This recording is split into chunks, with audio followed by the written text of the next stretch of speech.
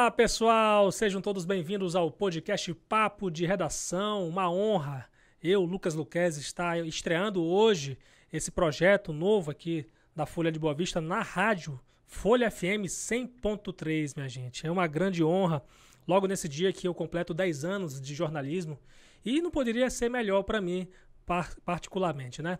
Então, vou explicar para vocês qual é a ideia desse podcast.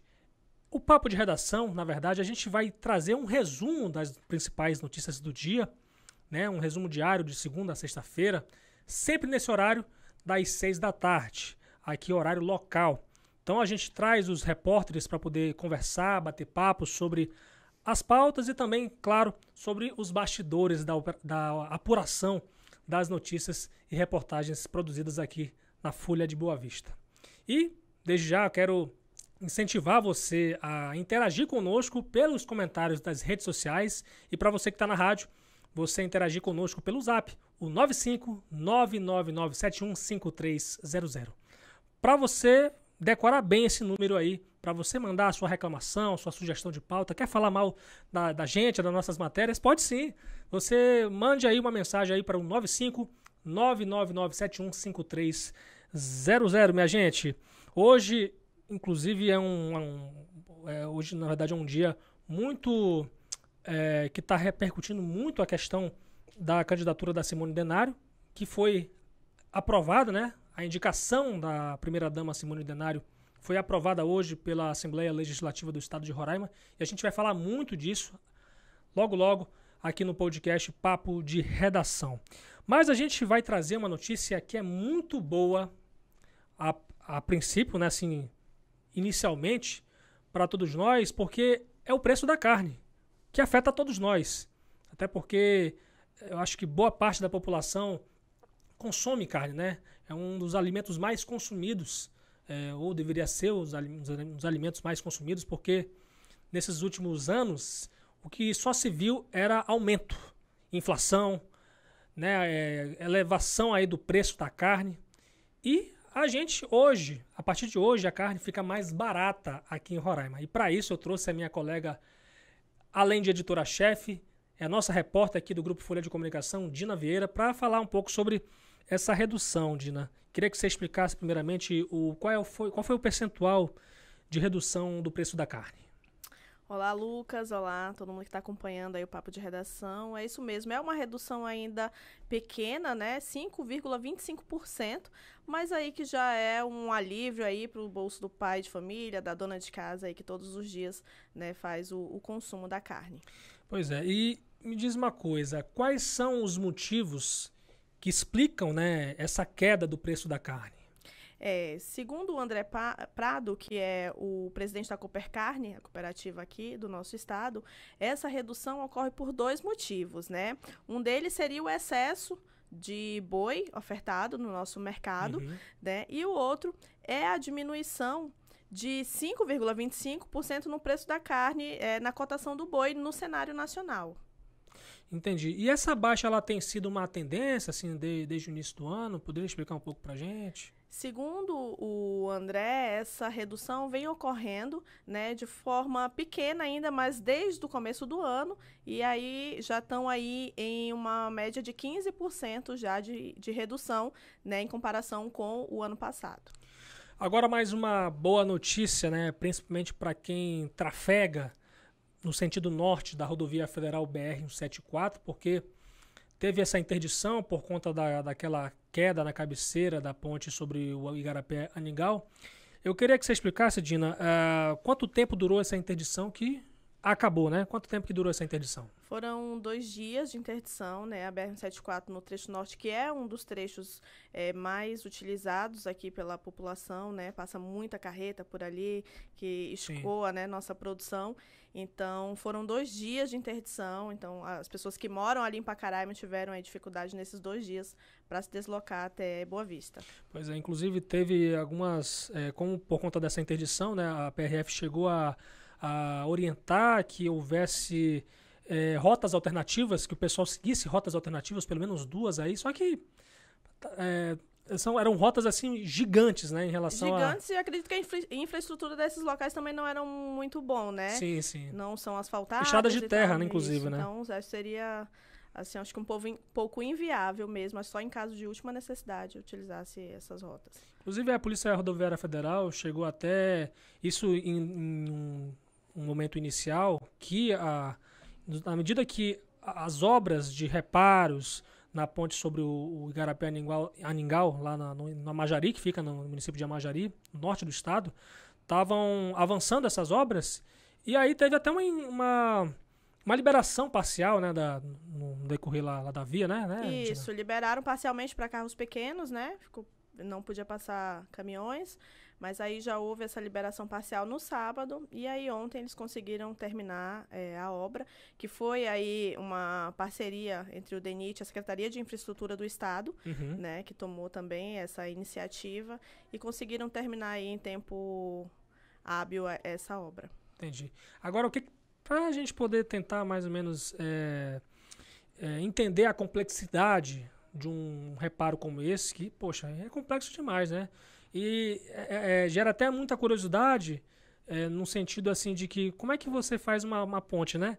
Mas nesse caso especial, o que precisaram fazer para poder com que esse fluxo normal fosse restabelecido para o trecho norte da rodovia 174? Sim, a CEIF informou que ia precisar, né, para que essa obra fosse feita, de 1.000 metros de pedra rachão, que era para formar uma barreira de contenção nas duas cabeceiras da ponte, né, para que impedisse que a correnteza levasse o material. Entendi. Então, inclusive, foi exatamente esse o motivo, na questão das chuvas, que acabaram derrubando essa primeira cabeceira, né, e a CEINF mesmo, o DENIT explicaram que precisaram fazer esses reparos, precisaram fazer, inclusive derrubar outra cabeceira, porque estava tendo um risco, né, de desabamento, né, rachaduras, e enfim, parece que agora vai seguir normalmente, né, evidentemente que vai precisar de um ajuste ou outro, mas graças a Deus agora o pessoal principalmente que escoa a nossa produção para a Venezuela e o pessoal que mora no norte do estado agora vai ter uma vida mais aliviada no trânsito, né? Mas você tem uma informação aqui sobre a BR-432. Queria que você explicasse um pouco sobre isso para o público. Isso, fiquem atentos aí, quem costuma circular ali pela 432, né? Que passa ali pelo Cantá, Caracaraí, vai até ali o 500. Ela está interditada até a próxima sexta-feira para uma manutenção em uma ponte, né? É lá no quilômetro 70. Então, é uma manutenção numa ponte de madeira feita pelo DENIT. Então, fiquem atentos aí. Quem puder seguir por outra rota, então, é o ideal. Entendi. Então, tá certo, Dina. Recado para você, né? Que pega a BR-432. O quilômetro é o 70, né, Dina? Isso, quilômetro 70.3. Pois é, o quilômetro 70 vai estar interditado para uma obra de reparo, né, na ponte que existe lá na localidade, ali próximo ao município de Cantá, não é isso? É isso mesmo. Muito obrigado pela sua participação, Dina, e, claro, deixar sempre aberto o espaço para a gente repercutir juntos aqui as notícias do dia. Obrigada. Bem, minha gente, o estado de Roraima alcançou 97% do rebanho de gados imunizado. E para isso eu trouxe a Adriele Lima, nossa repórter aqui no Grupo Folha de Comunicação, para falar um pouco sobre essa informação, né? Inclusive, Adriele, lendo essa notícia, me espantou até que o estado de Roraima já tem até mais de 1 milhão de gados. Até pouco tempo a gente tinha mais ou menos 800 mil, e aí me surpreende esse dado, né? Seja bem-vinda. Obrigada, é muito bom estar aqui de primeira vez. Essa é uma notícia muito boa, na verdade, ter 97% do nosso rebanho aqui de Roraima vacinado.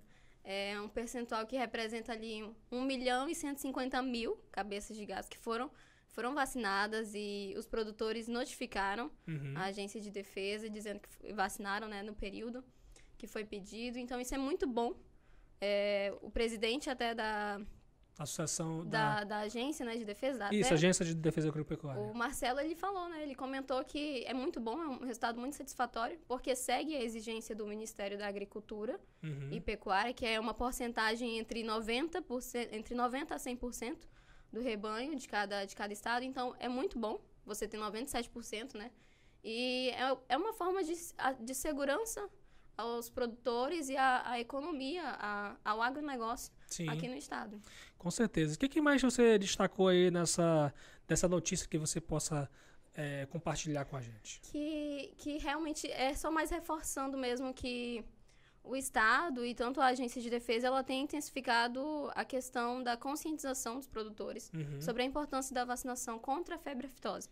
A febre aftosa, ela é um vírus que atinge, né, que é uma doença causada mais em animais de produção, como bois, búfalos, ovelhas. E é um vírus que é altamente contagioso para esses animais e ele acaba matando a maior parte dos rebanhos jovens. Então, se a gente não intensifica essa vacinação contra a febre aftosa, a gente tem uma grande perda ali na economia, porque boa parte do rebanho jovem não vai morrer. Sim. E aí os produtores vão estar em perda, né? Vão acabar perdendo os rebanhos. Então, a economia sofre muito com isso, né? Exatamente. Ainda mais aqui no estado, que a gente, como você está falando da carne, né? A gente tem esse incentivo à criação do gado para vender a carne, para fazer os cortes, para nós mesmos, roraimenses, consumir e também para exportar. Então, é muito importante essa valorização, essa conscientização da vacinação. Com certeza. É um percentual que eu acho, na verdade, em qualquer escala, é um percentual muito alto. 97% aí do rebanho imunizado, né? A nossa quantidade de gados aí superando a casa do 1 milhão de unidades, né? De gados. Então, realmente é muito importante esses números para a gente. Isso. Muito obrigado, Adriele, pelas informações e desde já deixar sempre aberto o espaço para você voltar aqui com a gente, trazer a gente repercutir as notícias do dia. Volto sim. Vou trazer muitas coisas legais aí do mercado de Roraima, da agropecuária, também do agronegócio, da agricultura. Tem muita coisa legal para falar daqui de Roraima, sobre as produções, então acho que eu volto muito mais vezes. Fechou. Valeu, Adriele. Bem, minha gente, vamos falar de notícias policiais. E teve, inclusive, nesse final de semana, no interior do estado, uma operação para poder reduzir a quantidade de acidentes de trânsito. A Marília Mesquita está aqui com a gente, minha colega jornalista aqui do Grupo Folha de Comunicação, para falar que ela é especializada nesse assunto de notícias policiais, né? Então, assim, ela vai trazer para a gente mais ou menos o resultado dessa operação para reduzir o número de acidentes no interior do estado, principalmente. Seja bem-vinda, Marília. Fala para a gente. Oi, Lucas. Oi para você que está nos assistindo. Isso mesmo, essa operação, a Operação Por Vocês, ela aconteceu neste final de semana e, como você disse, ela tem o objetivo de reduzir o número de acidentes de trânsito. Então, durante essa operação, 4 pessoas elas foram conduzidas à delegacia, 3 por transporte irregular de madeira e outra por direção perigosa e embriaguez ao volante. Essas conduções, elas ocorreram no município de Caroebe e essa já foi a segunda edição dessa operação, que já vem ocorrendo desde o final de semana passado, que ocorreu na capital e no interior. Entendi. E essa operação ela é conduzida pela Polícia Militar? Isso, pelo Comando de Policiamento do Interior, e essa operação ela aconteceu em todos os municípios aqui do estado. Entendi. Eu queria também que você falasse, aproveitasse a sua participação aqui, porque, veja bem, gente, nesse final de semana a gente ficou chocado, né? A sociedade, de modo geral, ficou chocada porque, veja bem, teve um crime que aconteceu de novo, mais um crime aconteceu na Cecília Brasil, na rua Cecília Brasil, que é uma das principais aqui, da cidade de Boa Vista, capital de Roraima, né? Dessa vez foi uma pessoa que estava sendo acusada de um assassinato, que tinha ocorrido lá, e as pessoas que presenciaram esse assassinato acabaram se revoltando e também tentando linchar essa pessoa, esse suspeito. Fala um pouco pra gente sobre esse crime, Marília. Então, Lucas, sexta-feira, Mais um homicídio na rua Cecília Brasil, ali no centro. Essa rua ali, aquela região, ela vem sendo palco de diversos homicídios. E nessa sexta-feira agora não foi diferente. Um homem, ele é suspeito de ter assassinado um usuário. Moradores ali da região que presenciaram o crime lixaram esse suspeito que está em estado grave no HGR. A Polícia Civil, por meio da Delegacia Geral de Homicídios, ela abriu um inquérito para investigar esses crimes e encaminhar as apurações para a Justiça Estadual. Então, mais uma vez, a rua Cecília Brasil ali sendo palco de mais um homicídio, uma tentativa de homicídio, né? Porque esse suspeito, ele foi linchado, ele está em estado grave ali no HGR. A Polícia Civil também, durante essa semana, ela realizou uma operação lá nessa região para combater o tráfico de drogas. Então, durante essa operação, diversas pessoas foram presas em flagrante, além de entorpecentes, dinheiro proveniente do tráfico foram apreendidos. Entendi. Agora, só para recapitular, eu queria que você detalhasse, essa operação ela foi realizada na quinta-feira, né? Na quinta-feira da semana passada, porque, veja bem, me chama a atenção que eu já tinha lido, né, um pouco sobre esse assunto, que logo depois dessa operação aconteceu esse crime. Então, assim, eu acho que é preciso realmente uma atenção ainda maior, né, para essa localidade em especial, porque tá virando uma barbaridade, né, o que está acontecendo ali naquela região, né? Exatamente. A rua Cecília Brasil, ali naquela região, é sempre no mesmo lugar. Sim. Então, ali, aquela região, ela está se tornando um verdadeiro palco de crimes. Sim. A gente já sabe que ali ali tem um intenso tráfico de drogas, pessoas vendendo, pessoas usando, ali é o conhecido como o antigo beiral. Sim. Então, todo mundo que passa por ali já consegue ver essas pessoas que são usuárias vendendo, enfim. E agora, palco de homicídio. A disputa dos crimes que ocorreram semana passada, se você não está sabendo desses homicídios, não está lembrando, acessa lá a Folha, vai na editoria de polícia, que todos os homicídios que tiveram na semana passada, tá lá tudo bem detalhado. Essa região ela vem sendo conhecida como esses homicídios. Sim. Então, a polícia realizou essa operação de combate ao tráfico. A polícia militar realizou também operações de combate ao tráfico de drogas nessas áreas. E, assim, as autoridades elas têm que fiscalizar mais, porque daqui a um tempo a situação vai ficar muito pior e vai ser palco mesmo de horror, de crime à luz do dia, no meio da rua, e a população que mora ali próximo vive, né, em situação de vulnerabilidade. Com certeza. Existem, inclusive, muitas pessoas, logo na região central, que é muito comum a gente ter pessoas que moram há dezenas de anos, 40, 50 anos, e evidentemente que lamentam uma situação como essa, e deixa aí, nesse caso, o nosso pedido para que as autoridades possam se redobrar ainda mais a atenção, o cuidado com as pessoas e também para que essas barbaridades não se repitam aqui na nossa cidade. Marília, muito obrigado pela sua participação e já te pergunto como é que as pessoas podem acessar o nosso site para ficar por dentro de tudo aí que você está noticiando. Só reforçando também que ali na rua Cecília Brasil também fica próximo de um ponto turístico aqui de Boa Vista. Então fica próximo ao Mirante e à Orla. Sim. Então é importante que as autoridades elas tomem iniciativas, façam realmente operações para que a situação ali ela seja controlada ou seja organizada, porque a situação realmente é muito triste e muito perigosa, não só para os moradores dali, mas quem frequenta esses pontos turísticos. Sim. Além do terror que vem assombrando aqui a população, porque a semana passada, como nós tivemos 8 mortes e 11 feridos, então a população ficou em choque com tudo isso que a gente vê acontecendo ao longo desses dias. Então, para você continuar aqui informado, acesse folhabv.com.br. Tem o nosso site, tem Instagram, tem Facebook, tem a rádio e agora o nosso podcast. Então, eu vou indo, até a próxima. Para essas localidades em especial. Olha, gente, a primeira-dama de Roraima, a contadora Simone Denário, foi eleita hoje, teve a sua indicação aprovada pela Assembleia Legislativa de Roraima para o cargo de conselheira do Tribunal de Contas do Estado de Roraima. É um cargo vitalício, que a atual remuneração é de 35 mil, quase 35 mil e meio de reais. É um processo eleitoral que acabou hoje e teve muitas reviravoltas. Na verdade, a principal delas, na verdade, é só o fato de a Simone Denário ter entrado nessa disputa eleitoral, uma vez que lá no início, quando ainda não existia o edital para você escrever as candidaturas, o Jorge Everton, um deputado estadual, ele era apontado como o favorito para assumir essa próxima vaga que foi aberta, né, por conta da aposentadoria do conselheiro Henrique Machado. Então, o Jorge Everton era um favorito.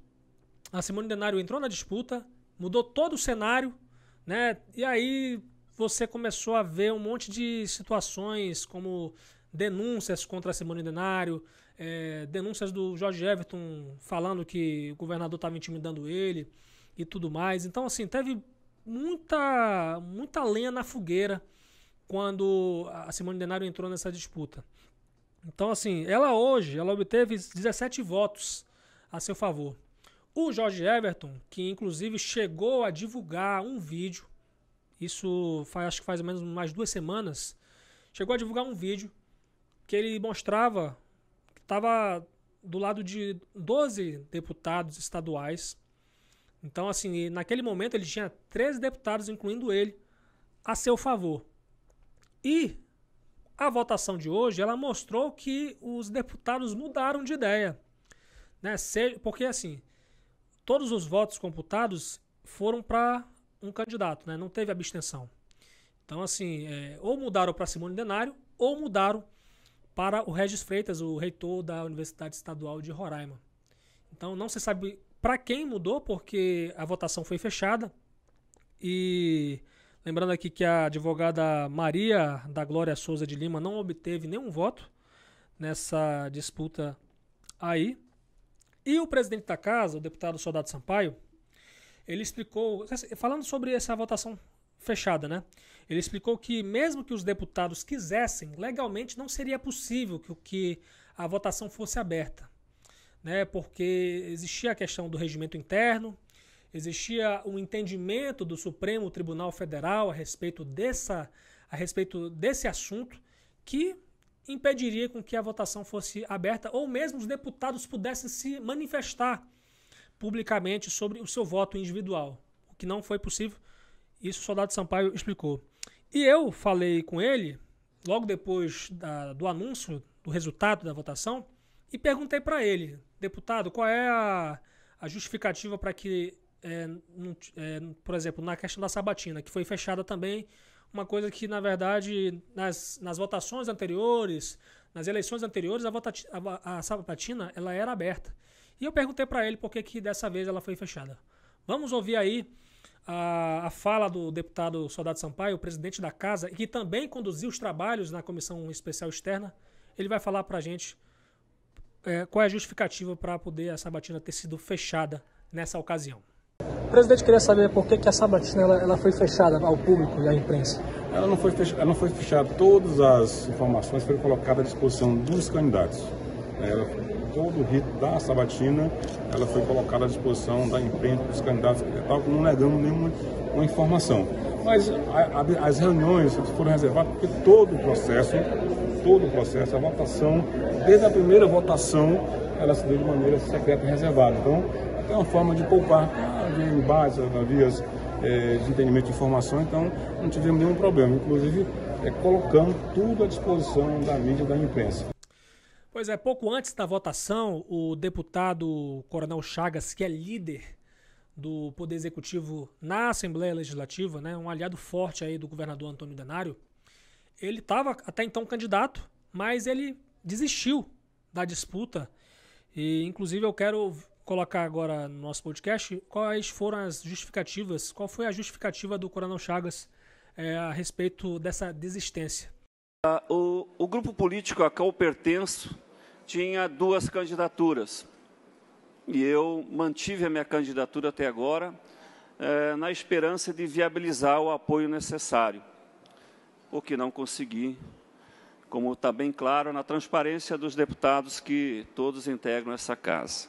Seria incoerência de minha parte manter essa candidatura, depois de todas as conversas e todos os contatos que tivemos e vendo a impossibilidade de sequer conseguir, eventualmente, ir para um segundo turno, caso venha a acontecer nessa casa. Pois é, minha gente, a candidatura da senhora Simone Denaro, ela foi alvo, para quem não ficou muito por dentro, né? Só para a gente poder recapitular um pouco aqui os fatos, a candidatura da Simone Denaro foi alvo de várias denúncias, pelo menos 10 denúncias aí, sendo 4 na Comissão Especial Externa da Assembleia Legislativa de Roraima, que estava analisando as candidaturas para o cargo de conselheiro do Tribunal de Contas, e outras 6 na Justiça, né? E aí, em comum, essas solicitações, elas associavam o fato da esposa do governador Antônio Denaro à alegação de nepotismo e ainda demonstravam problemas em ela julgar as contas da gestão do marido. Ela, inclusive, comentou sobre esse assunto depois da eleição, do anúncio do resultado. Vamos ouvir. O Tribunal de Contas, ele não julga as contas do chefe do Poder Executivo. Ele faz análise prévia. Então, assim, e caso caia na minha relatoria qualquer tipo de algo relacionado ao governo do estado de Roraima, o Antônio quanto governador, eu vou me manter suspeita, né? Então, assim, acho que isso é algo que a própria corte irá designar. Pois é, e além disso, a questão das denúncias, né? As denúncias, elas citavam ainda que a Simone não teria experiência e qualificação suficiente para concorrer ao cargo de conselheira do Tribunal de Contas do Estado. Denúncias também colocavam em xeque a reputação dela. Isso, assim, se ela teria ou não uma conduta ilibada, né? Uma conduta idônea para poder preencher essa vaga que foi deixada pelo conselheiro Henrique Machado. Né? Então, assim, foi citado até possível acúmulo de cargos, enquanto ela trabalhou aí na Boa Vista Energia e também como chefe do controle interno da Casa Civil Estadual. Questionavam também se ela poderia ser candidata, uma vez que foi sócia administradora de 2 empresas. No final das contas, a Comissão Especial Externa da Assembleia aceitou a candidatura, tanto é que seguiu, né? Teve até pedidos aí na Justiça de Roraima, e aí citando aqui a questão dos advogados que tentaram suspender a votação no plenário com pedidos na Justiça por conta de possíveis irregularidades no processo eleitoral, citando a questão das possíveis irregularidades em a comissão aceitar a candidatura da primeira-dama Simone Denaro.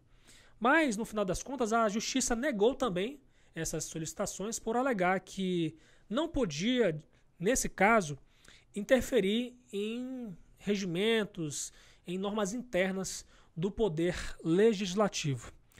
E olha, gente, você ouviu agora a declaração da primeira-dama Simone Denaro, que, por sinal, foi a primeira declaração dela sobre todas as denúncias que tinham sido apresentadas para ela, contra a candidatura dela na comissão especial e também na Justiça, né, que a gente repercutiu bastante aqui no Grupo Folha de Comunicação.